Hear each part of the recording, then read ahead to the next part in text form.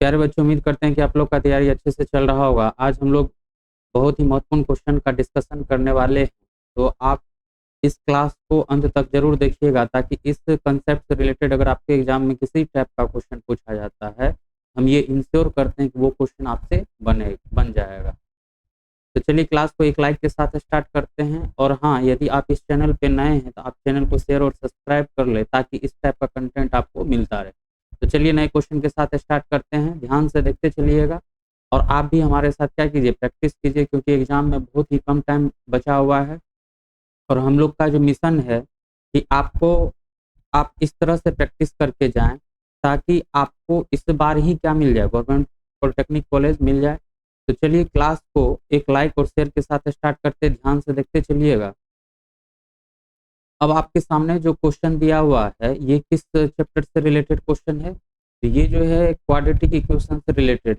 तो दिया क्या हुआ है कि एक क्वाड्रेटिक इक्वेशन दे रखा है और कह रहा है कि इस क्वाड्रेटिक इक्वेशन का मूल मतलब रूट जो है, या उसी रूट को क्या कहते हैं, शून्य भी कहते हैं, उसका वैल्यू क्या है, समान है। मतलब क्या मूल जो है या रूट जो है वो क्या है, इक्वल। आपको पता है कि किसी भी क्वाड्रेटिक इक्वेशन का रूट तभी पॉसिबल हो सकता है, मतलब इक्वल तभी पॉसिबल हो सकता है जब डी का वैल्यू क्या हो जाए, जीरो के बराबर हो जाए, मतलब विविधकर का वैल्यू जीरो के बराबर हो जाए। तो सबसे पहले हम क्या करेंगे, दिए हुए क्वाड्रेटिक इक्वेशन को स्टैंडर्ड क्वाड्रेटिक इक्वेशन से कंपेयर कर लेंगे और ए बी सी का वैल्यू फाइंड आउट कर लेंगे।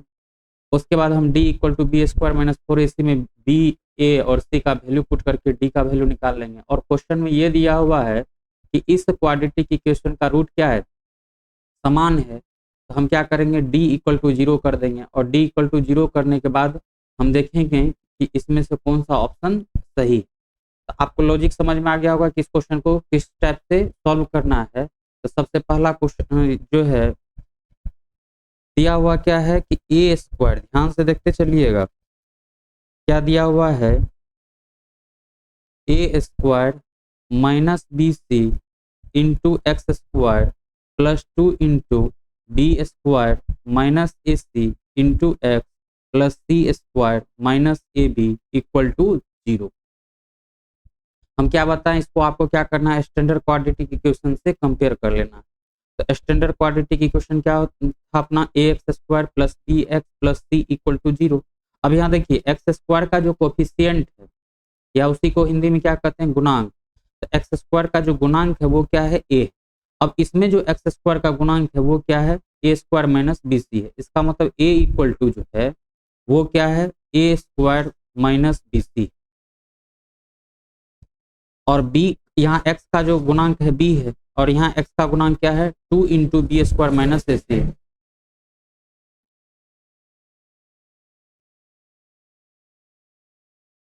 तो बी इक्वल टू क्या हो जाएगा,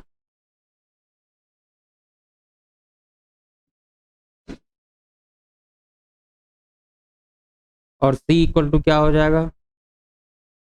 तो हम क्या किए, स्टैंडर्ड क्वाड्रेटिक इक्वेशन से कंपेयर करके ए बी सी का वैल्यू फाइंड आउट कर लिया। आपको क्या पता है कि बी डी जो होता है, ध्यान से देखते चलिएगा, डी इक्वल टू क्या होता है, बी स्क्वायर माइनस 4ac। तो बी का जो वैल्यू है वो किसके बराबर है, 2 into b square minus a सी के बराबर है। तो 2 into b square minus a c का होल स्क्वायर माइनस 4ac। ए का वैल्यू क्या है, ए स्क्वायर माइनस बी सी। और सी का वैल्यू क्या दे रखा है, तो सी का वैल्यू है आपके पास सी स्क्वायर माइनस ए बी। हम क्या किए, डी का वैल्यू फाइंड आउट कर लिए। अब क्या कर रहा है कि इस क्वाड्रेटिक इक्वेशन का रूट जो है वो क्या है, सेम है। अगर क्वाड्रेटिक इक्वेशन का रूट सेम है, इसका मतलब क्या हुआ कि इस डी का जो वैल्यू होगा वो किसके बराबर आ जाएगा, जीरो के बराबर आ जाएगा। अब बताइए 2 का स्क्वायर करेंगे क्या हो जाएगा, 4 into b square minus a c का whole square minus 4 a square minus b c into c square minus a b equal to क्या हो जाएगा, जीरो। अब अगर हम 4 को कॉमन ले लेते हैं, तो 4 को अगर आप कॉमन लेंगे तो यहाँ क्या हो जाएगा, b square minus a c का whole square minus a square minus b c into c square minus a b equal to क्या हो जाएगा, जीरो हो जाएगा। अब 4 को अगर राइट साइड ट्रांसफर करेंगे तो 0/4 हो जाएगा, तो 0/4 का वैल्यू क्या हो जाएगा 0। इसका मतलब क्या हुआ कि b square minus a c का whole square minus a square minus b c into c square minus a b equal to क्या हो जाएगा 0 हो जाएगा। तो आपको यहाँ तक तो समझ में आ गया होगा। अब इसी को हम क्या करते हैं, सॉल्व करते हैं, ध्यान से देखते चलिएगा।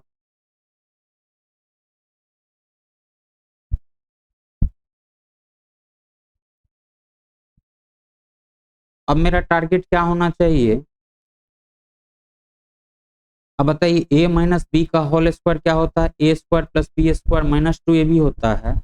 इसको हम क्या करते हैं, ए माइनस बी का होल स्क्वायर के फॉर्म में तोड़ते हैं, तो क्या हो जाएगा बी का स्क्वायर, ए का स्क्वायर, तो बी स्क्वायर का क्या हो जाएगा होल स्क्वायर, ए स्क्वायर हो गया प्लस बी स्क्वायर, तो ए सी का whole square minus 2b square a c minus आ गया। अब यहाँ देखते चलिएगा, ए से अगर सी स्क्वायर को गुना करेंगे तो क्या हो जाएगा ए स्क्वायर सी स्क्वायर, और ए से अगर माइनस से बी को मल्टीप्लाई करते हैं तो क्या हो जाएगा ए क्यूब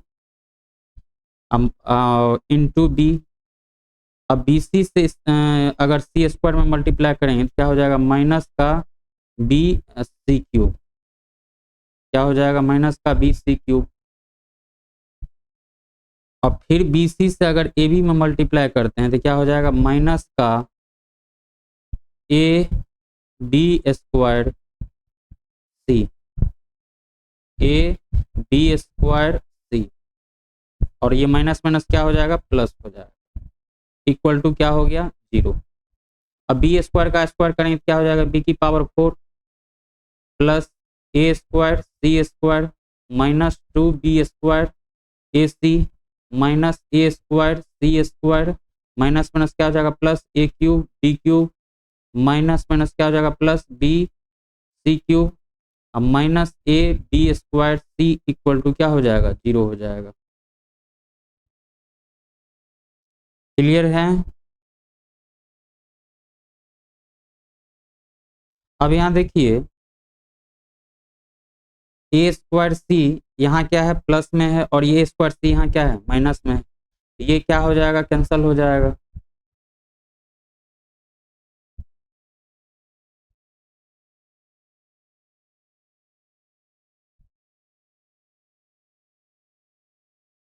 तो बच क्या रहा है, आपको जो बच रहा है b की पावर 4 बच रहा है, उसके बाद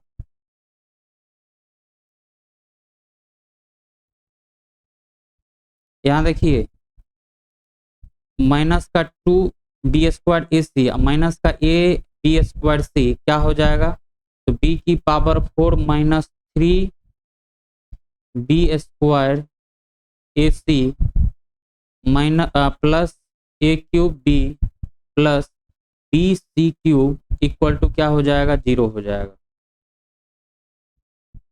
अब हम इसमें से क्या कर सकते हैं, कॉमन क्या ले सकते हैं, ध्यान से देखते चलिएगा। बी अगर हम कॉमन लेते हैं तो बी अगर कॉमन लेंगे तो यहाँ क्या हो जाएगा बी का क्यूब माइनस 3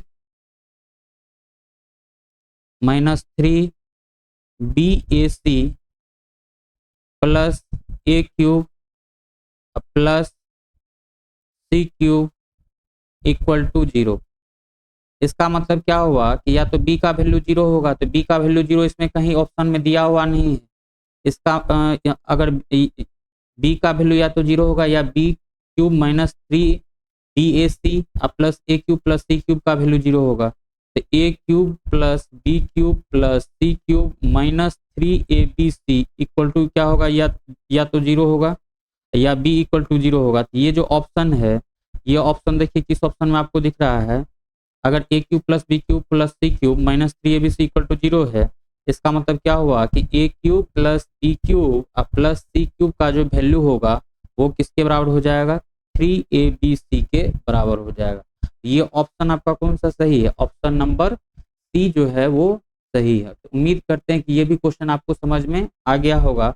अब चलते हैं नेक्स्ट क्वेश्चन की तरफ, ध्यान से देखते चलिएगा। क्या दिया हुआ है कि यदि a plus b plus c equal to 11 और a b plus b c plus c a का वैल्यू 20 है, तब आपसे पूछा जा रहा है कि a cube plus b cube plus c cube minus 3abc का वैल्यू इनमें से कौन सा होगा।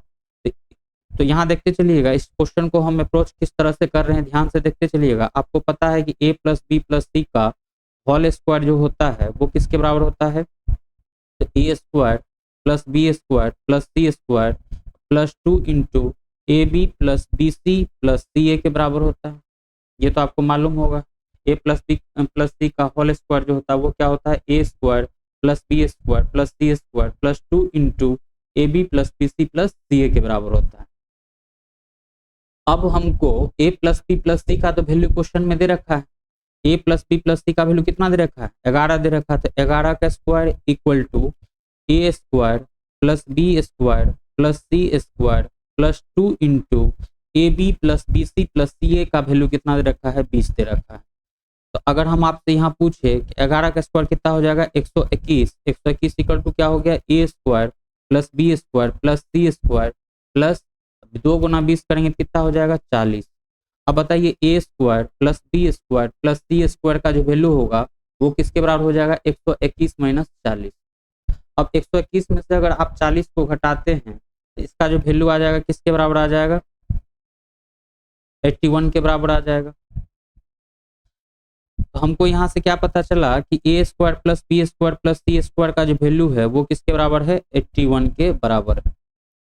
अब आपको क्या पता है कि a cube plus b cube plus c cube minus 3 a b c का जो वैल्यू होता है वो किसके बराबर होता है, a cube plus b cube plus c cube minus 3 a b c का जो वैल्यू होता है वो किसके बराबर होता है।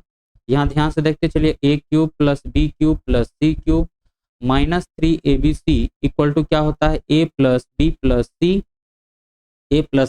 सी into a square plus b square plus c square minus का ए बी माइनस का बी सी माइनस का सी ए के बराबर होता है। तो हम इस कंसेप्ट का यूज करते हुए हम क्या किए थे, a square plus b square plus c square का वैल्यू निकाल लिए थे। अब बताइए a plus b plus c का तो वैल्यू ऑलरेडी क्वेश्चन में दे रखा है कितना, 11 into a square plus b square plus c square का वैल्यू हम कितना निकाले हैं, 81 माइनस। अब इसमें से अगर हम माइनस कॉमन ले लेते हैं तो यहाँ क्या हो जाएगा, a b plus b c plus c a. तो a b plus b c plus c a का जो वैल्यू दे रखा है कितना दे रखा है, 20। अब 81 में से अगर 20 को घटाते हैं तो कितना आ जाएगा, 61 और 61 इंटू 11 करते हैं तो 61 इंटू 11 तो क्या आ जाएगा, 761 आ जाएगा। आपका कौन सा आंसर सही है, ऑप्शन नंबर सी जो है वो आपका सही है। तो उम्मीद करते हैं कि ये भी क्वेश्चन आपको समझ में आ गया होगा। बहुत ही इजी क्वेश्चन था। अब हम नेक्स्ट क्वेश्चन की तरफ बढ़ते हैं, ध्यान से देखते चलिएगा। क्या करा कि यदि चीनी का मूल्य 15 रुपया प्रति किलोग्राम, तो पहले 15 रुपया प्रति किलोग्राम था और पहले चीनी के मूल्य में 20% का क्या हो जाता है, वृद्धि हो जाता है। तो जो चीनी 15 रुपया में मिल रहा था अब 15% का वृद्धि हो गया, तो 15 प्लस 15 का 100%, 15 का 15%, सॉरी 20% का वृद्धि हुआ है। तो 15 प्लस 20 का, यहाँ ध्यान से देखते चलिएगा, क्या कह रहा है कि चीनी का मूल्य जो है पहले कितना था, 15 रुपया था। अब क्या किया है, 20% मूल्य जो है बढ़ गया। 20% अगर मूल्य बढ़ गया है इसका मतलब क्या हुआ कि 15 प्लस 15 का 20% क्या हो जाएगा। अब जो मूल्य है 20% बढ़ने के बाद जो मूल्य होगा वो चीनी का कितना रहा होगा, 15 प्लस 15 का 20%। अब 20 से अगर इसको काटते हैं तो ये हो गया 5 और ये हो गया 3, तो ये कितना हो गया, 18 रुपया। इसका मतलब क्या कि पहले जो चीनी 15 रुपये की प्रति किलो के दर से मिल रहा था, 20% के बढ़ोतरी होने के कारण से मूल्य में अब वो चीनी कितने रुपए प्रति किलो मिल रहा होगा, 18 रुपये। अब क्या कर रहा है कि 20% घट गया, फिर से क्या हुआ, 20% घट गया। अगर 20% चीनी का मूल्य घट गया तो अभी जो है, अब जो है चीनी कितने रुपए मिल रहा था, 18 रुपये। अब 20% का क्या हुआ, रेट में कमी आ गया। तो 18 प्लस 18 माइनस 18 का 20%, 18 माइनस 18 का 20%। अब इसका अगर आप वैल्यू निकालते हैं तो 18 माइनस 18 का 20% अगर आप निकालिएगा, ये जो आएगा वैल्यू इसका 14.40 आएगा। मतलब क्या कि पहले 15 रुपये बिक रहा था चीनी का मूल्य प्रति किलोग्राम, अब 20% बढ़ोतरी के कारण से चीनी का मूल्य क्या हो गया था, 18 किलोग्राम प्रति 18 रुपये प्रति किलोग्राम। फिर से क्या हुआ, 20% का चीनी के मूल्य में कमी आ गया। 18 माइनस 18 का 20% कितना हो गया, 14.40 रुपये प्रति ग्राम किलोग्राम। तो अब यहाँ से क्या पता चल रहा है कि अभी जो वर्तमान में जो है 20% कमी होने के बाद जो है उस चीनी का जो मूल्य रहा होगा वो क्या रहा होगा, 14.40 रुपये प्रति किलोग्राम। तब आप देखिए अब क्वेश्चन क्या कह रहा है, तो बताइए चीनी के मूल्य में कितने प्रतिशत की कमी या वृद्धि हुई। तो बताइए पहले जो है मूल्य चीनी का कितना था, 15 था। अब जो है चीनी कितने रुपए मिल रहा है, 14.40 रुपये में मिल रहा है प्रति किलोग्राम में। तो पहले 15 रुपये में 1 केजी मिल रहा था, अब 14.40 में 1 किलो मिल रहा है। इसका मतलब क्या कि रेट जो है कम हुआ है। कितना कम हुआ है, तो 15 माइनस 14.40।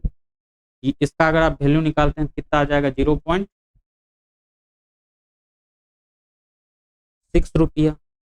मतलब क्या कि चीनी के मूल्य में जो है कितना का कमी आया है, 0.60 रुपया का कमी आया। तो कितने पे कमी आया है, तो 15 रुपये पे कमी आया है इंटू 100। तो इसका अगर आप वैल्यू निकालते हैं तो अगर पॉइंट को हटाएंगे तो नीचे क्या आ जाएगा, 100। इससे इसको कैंसिल करेंगे तो क्या हो जाएगा, 100 से 100 कैंसिल हो जाएगा। 15 गुण से 60 कितना बार में कट जाएगा, 4 बार। ये कितना आ गया, 4%। इसका मतलब क्या हुआ कि 4% का क्या आया है, कमी आया। 4% का मूल्य में कमी आया। तो 4% का मूल्य में कमी आया, कौन सा ऑप्शन सही है, ऑप्शन नंबर डी जो है आपका सही है। तो उम्मीद करते हैं कि ये भी क्वेश्चन आपको समझ में आ गया होगा। चलिए नेक्स्ट क्वेश्चन देखते हैं। अब कह रहा है कि के के किस मान के लिए x की पावर 8 प्लस के x cube minus 2x plus 1 का एक गुणनखंड x प्लस 1। आप ऐसा सोच लीजिए कि x की पावर 8 प्लस के x cube minus 2x plus 1 का अगर एक गुणनखंड x प्लस 1 है, इसका मतलब क्या है कि x इक्वल टू -1 अगर हम इस एक्सप्रेशन में डालेंगे, व्यंजन में डालेंगे, इस व्यंजक का जो वैल्यू है वो क्या हो जाएगा, 0 के बराबर हो जाएगा। मतलब क्या कि अगर इस क्वाड्रेटिक इक्वेशन का नहीं है ये, अगर इस एक्सप्रेशन का एक रूट x प्लस 1 है, इसका मतलब x इक्वल टू -1 अगर इस समीकरण में डालते हैं तो इस समीकरण का वैल्यू क्या आना चाहिए, 0 आना चाहिए। तभी क्या हो सकता है, x प्लस 1 इस एक्सप्रेशन का क्या हो सकता है, रूट हो सकता है। इसका मतलब x के जगह पर अगर हम -1 की पावर 8 प्लस के इंटू -1 की power 3 -2 into -1 plus 1 equal to क्या हो जाएगा, 0 हो जाएगा। अब -1 की पावर 8 का वैल्यू 1 आ जाएगा, -1 की क्यूब का वैल्यू क्या हो जाएगा, -1 इंटू क्या हो जाएगा, -k माइनस क्या हो जाएगा, प्लस का 2 प्लस का 1 इक्वल टू 0। तो 2 प्लस 1 करेंगे तो 3, 3 प्लस 1 करेंगे तो 4, तो 4 माइनस के इक्वल टू क्या आ गया, 0। तो के का जो वैल्यू होगा वो क्या होगा, 4 होगा। तो आपको क्या पता चला कि यदि के का वैल्यू 4 हुआ तब उस केस में x की पावर 8 प्लस के x cube minus 2x plus 1 का एक रूट जो होगा वो क्या होगा, x प्लस 1 होगा। तो उम्मीद करते हैं कि ये भी क्वेश्चन आपको समझ में आ गया होगा। तो चलिए नेक्स्ट क्वेश्चन देखते हैं। नेक्स्ट क्वेश्चन क्या दिया हुआ है कि 2y cos थीटा का वैल्यू अगर x sin थीटा और 2x sec theta minus y cosec theta का वैल्यू यदि 3 के बराबर है, तब आपसे पूछा जा रहा है कि x स्क्वायर अपॉन में 4 प्लस y स्क्वायर का मान क्या होगा। ये आपसे क्वेश्चन पूछा जा रहा है, तो ध्यान से देखते चलिएगा क्या दिया हुआ है। ध्यान से देखते चलिएगा क्या दिया हुआ है।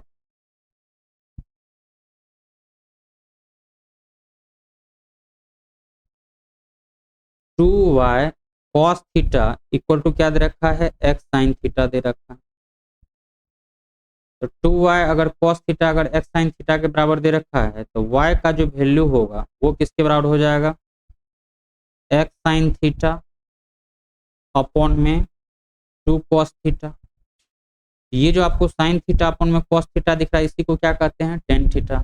तो y का जो वैल्यू है वो किसके बराबर आ गया, x/2 इंटू टेन थीटा के बराबर आ गया।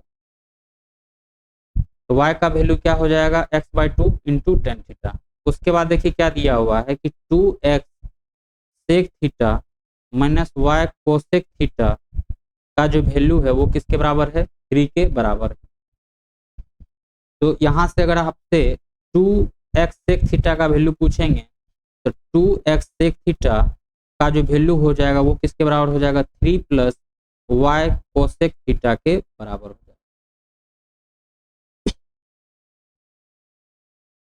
अब यहाँ देखिए 2x सेक थीटा का वैल्यू क्या आ गया है, 3 प्लस y कोसेक थीटा, और y का वैल्यू आप क्या निकाल रखे हैं, x/2 इंटू टेन थीटा। तो हम क्या कर सकते हैं, इस y के जगह पे क्या रख सकते हैं, x/2 इंटू टेन थीटा रख सकते हैं। क्यों, क्योंकि y का जो वैल्यू हम निकाले हैं वो किसके बराबर है, x/2 इंटू टेन थीटा के बराबर है। तो 2x sec theta equal to क्या हो जाएगा, 3 प्लस x/2 tan theta into cosec theta. अब यहाँ देखिए टेन थीटा का जो वैल्यू होता है वो क्या होता है, साइन थीटा अपॉन में कोस थीटा, और कोसेक थीटा को आप क्या लिख सकते हैं, 1 अपॉन में साइन थीटा। कोसेक थीटा को क्या लिख सकते हैं, 1 अपॉन में साइन थीटा। यहाँ देखिए 2 सेक थीटा इक्वल टू क्या हो जाएगा, 3 प्लस x/2, और टेन थीटा को क्या लिख सकते हैं, साइन थीटा अपॉन में cos theta into cosec theta को क्या लिख सकते हैं, 1 अपॉन में साइन थीटा। तो अब ये जो साइन थीटा है, अब ये जो साइन थीटा है इस साइन थीटा से क्या हो जाएगा, कट जाएगा। तो क्या बचा, 2x sec theta equal to 3 प्लस x/2 और 1 अपॉन में cos थीटा। अब बताइए ये जो 1 अपॉन में cos थीटा इसको क्या लिख सकते हैं, सेक थीटा लिख सकते हैं। तो 2x sec theta equal to क्या आया, 3 प्लस x/2, 1 अपॉन में cos थीटा को क्या लिख सकते हैं, सेक थीटा। यहाँ तक तो आपको समझ में आ गया होगा।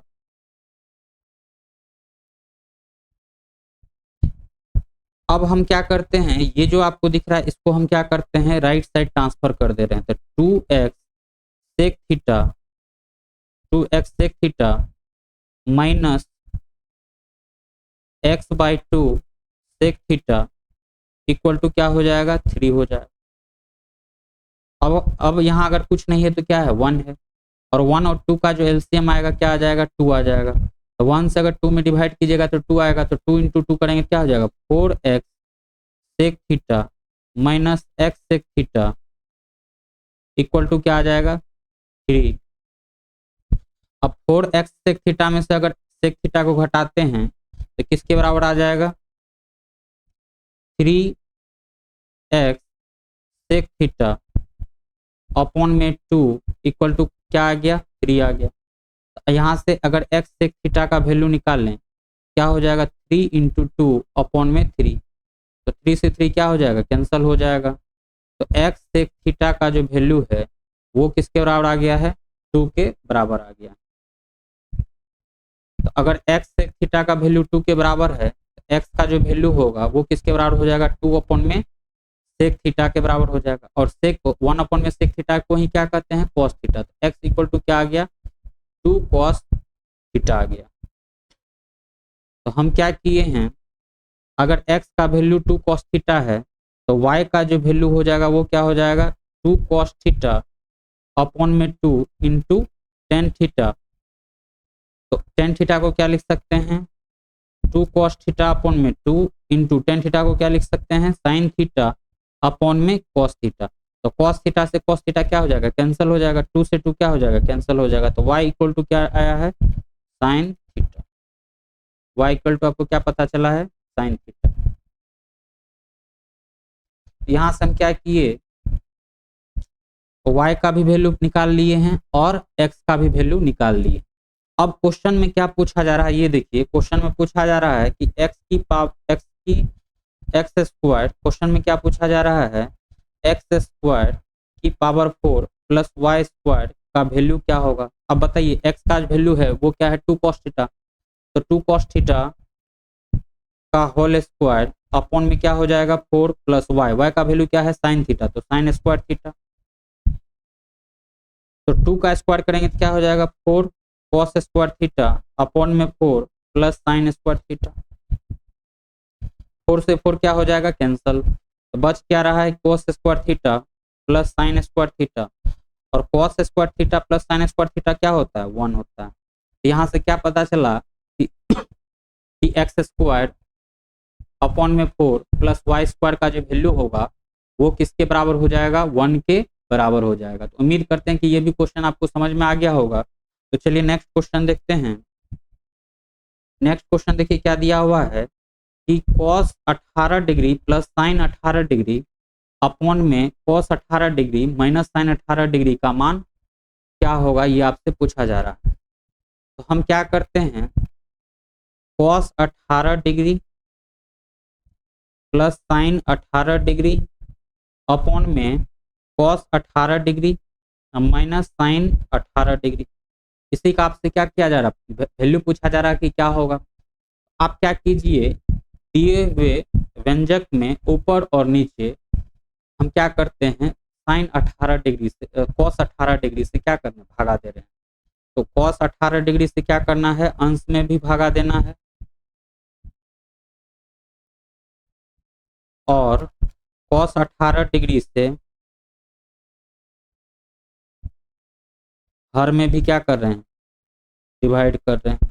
तो एक ही नंबर से ऊपर और नीचे डिवाइड करने से एक्सप्रेशन पे किसी भी टाइप का इफेक्ट नहीं पड़ेगा। अब बताइए cos 18 से cos 18 को डिवाइड कीजिएगा तो क्या हो जाएगा, 1, और साइन 18 अपॉन में क्या हो जाएगा, cos 18, तो साइन 18 डिग्री अपॉन में cos 18 डिग्री, अपॉन में क्या हो जाएगा, cos 18 से cos 18 को डिवाइड करेंगे तो 1, माइनस साइन अपॉन में साइन 18 डिग्री अपॉन में cos 18 डिग्री। तो ये जो साइन 18 अपॉन में cos 18 दिख रहा है, इसको आप क्या लिख सकते हैं, tan 18 लिख सकते हैं। क्या लिख सकते हैं, tan 18 लिख सकते हैं। ये क्या हो गया, 1 प्लस tan 18 डिग्री अपॉन में 1 माइनस tan 18 डिग्री। अब आपको क्या पता है कि tan 45 डिग्री का जो मान होता है वो किसके बराबर होता है, 1 के बराबर होता है। इसका मतलब क्या, कि जहां आपको 1 दिख रहा है उसके जगह पे आप क्या रख सकते हैं, tan 45 डिग्री रख सकते हैं। तो बस क्या करना है, 1 के जगह पे हम क्या रख रहे हैं, tan 45 degree plus tan 18 degree upon में क्या हो जाएगा, 1 tan 45 डिग्री। यहाँ पे 1 को रहने दीजिए, 1 को हम क्या कर रहे हैं, किसी भी टाइप का चेंजिंग नहीं कर रहे हैं। अब बताइए tan 18 को आप क्या लिख सकते हैं, tan 18 इंटू 1 लिख सकते हैं, क्योंकि अगर tan 18 में अगर हम 1 से मल्टीप्लाई भी कर दें तो किसी भी टाइप का इफेक्ट नहीं पड़ने वाला है। तो ये जो है tan 18 इंटू 1 को आप क्या लिख सकते हैं, tan 45। ये कैसा दिख रहा है, आपको पता होगा कि tan a प्लस बी का जो फॉर्मूला होता है वो क्या होता है, tan a plus tan b upon में 1 minus tan a into tan b होता है। तो a की जगह पे बस क्या दे दिया, 45, और b की जगह पे क्या दे दिया है, 18। तो 45 प्लस 18 की जगह क्या हो जाएगा, tan 63 डिग्री, क्या हो जाएगा, 63 डिग्री। हम इसको कौन सा फॉर्मूला का यूज करते हुए इस एक्सप्रेशन को इस एक्सप्रेशन में लिखे हैं, तो हमको पता है कि tan a प्लस बी का जो फॉर्मूला होता है वो क्या होता है, tan a plus tan b upon में 1 minus tan a into tan b होता है। तो इसके हेल्प से हम क्या किए हैं, tan 45 प्लस tan 18 अपॉन में 1 माइनस tan 18 इंटू tan 45 को क्या लिख दिए हैं, tan 45 प्लस 18। तो 45 प्लस 18 क्या हो जाएगा, 63 हो जाएगा, 1063। तो कौन सा ऑप्शन सही है? ऑप्शन नंबर डी जो है आपका सही है। उम्मीद करते हैं कि ये भी क्वेश्चन आपको समझ में आ गया होगा। उम्मीद करते हैं कि ये भी क्वेश्चन आपको समझ में आ गया होगा। तो चलिए मिलते हैं नेक्स्ट क्लास में नए क्वेश्चन के साथ।